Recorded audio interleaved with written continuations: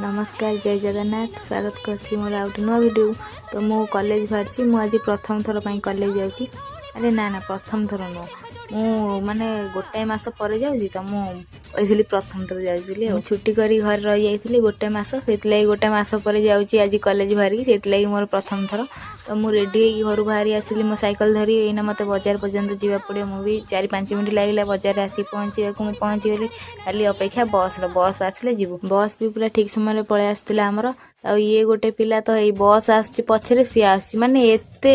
बेला बेली घर बाहरिक आसे से बस टाइम रे आसिक बजार पर पहुँची